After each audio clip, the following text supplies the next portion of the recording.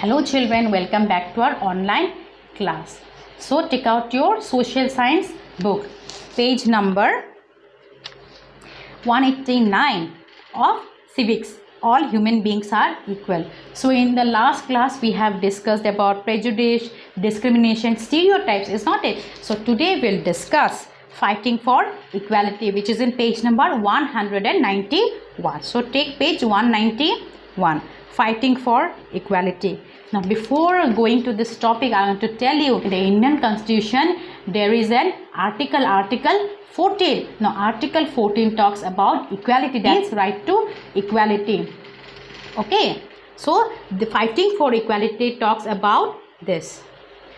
During the freedom struggle, Dalits, women, tribals and farmers fought not only for freedom from foreign rulers but also for dignity and equality. Now during the freedom struggle means during the freedom from the British colonial rule, they all have fought against this colonial rule, and these includes Dalits, then women, then tribals, okay, even the farmers. For example, women wanted to be educated just like men.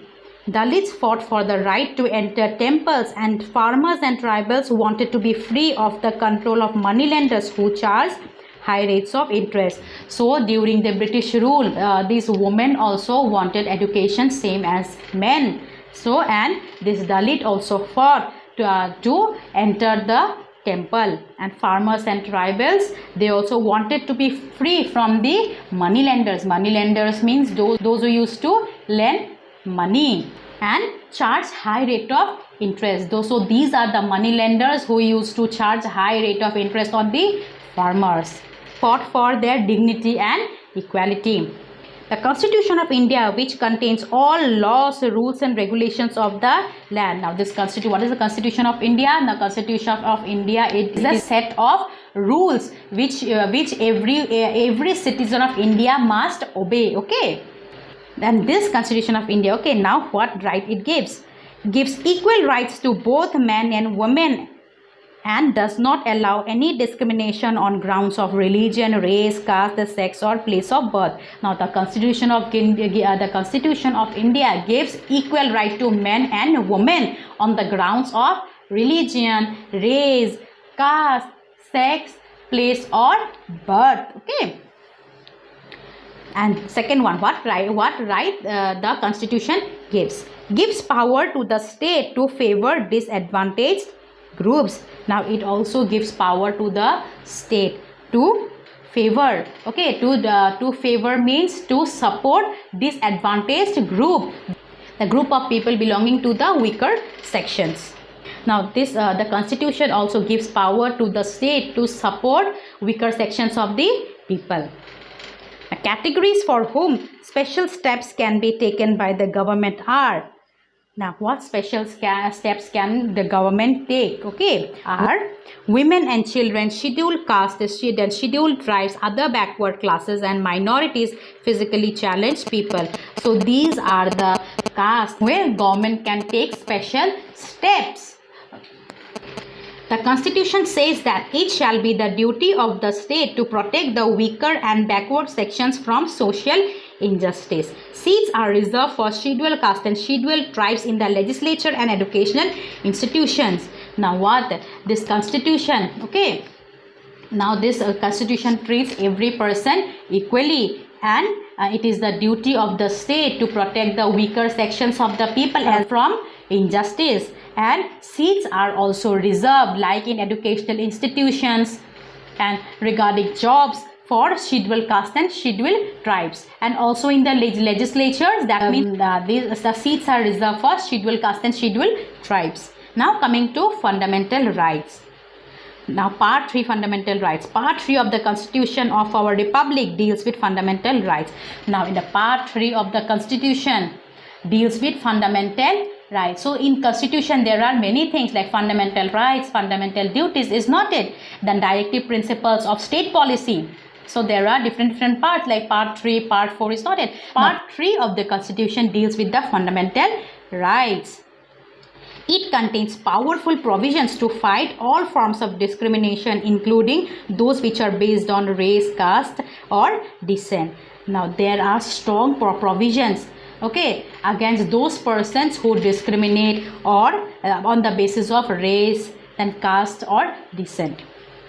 Everybody has equal rights and opportunities. Now every person have equal right and equal opportunity of getting seat in educational institutions, opportunity to get any job, okay, in offices.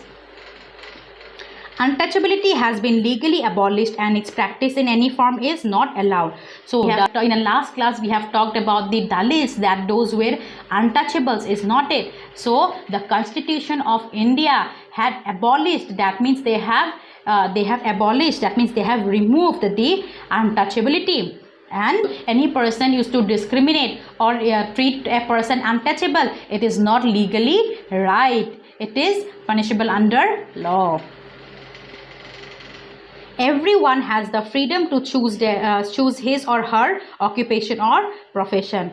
Now, like you cannot say he belongs to lower caste, so he cannot become doctor, engineer, or IAS officer. It cannot be like that. One cannot be deprived of any occupation or profession. You can be a doctor, lawyer. You can be teacher. You can be IAS officer. Is not it? Irrespective of any religion or race or caste. Anyone can apply for government jobs. People belonging to different religions have freedom to follow their religion, speak their language, and celebrate their festivals. Every person have freedom to practice their own religion. Clear? No one can restrict anyone. Yes, you cannot go to temple. Yes, you cannot go to mosque. No one can say.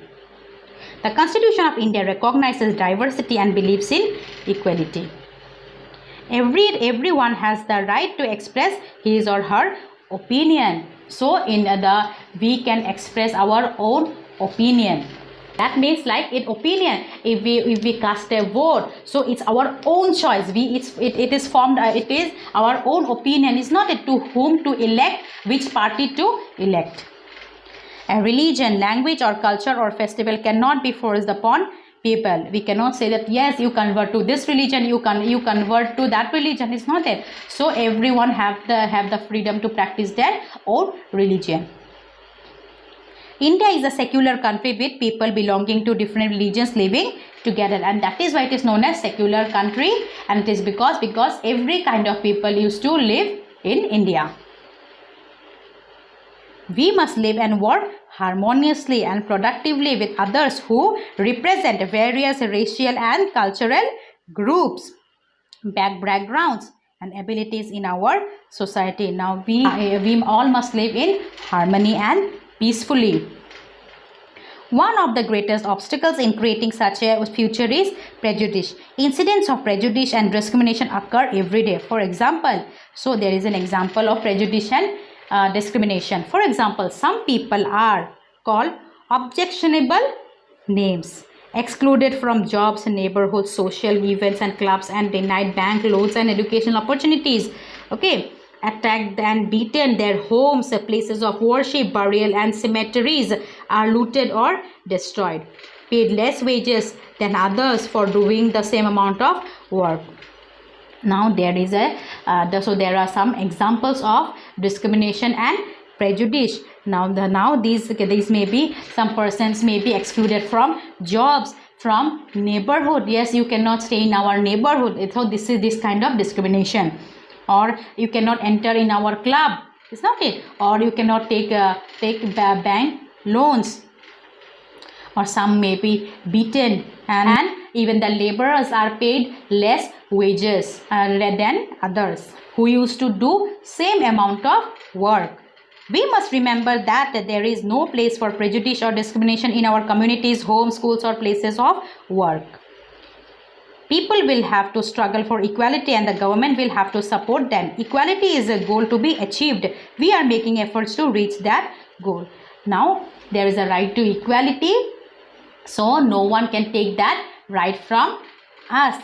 And people will also have to struggle to achieve that equality, and government also, again government will also have to support us. Okay, so this is all about the chapter. Okay, so you read the chapter till then. Thank you.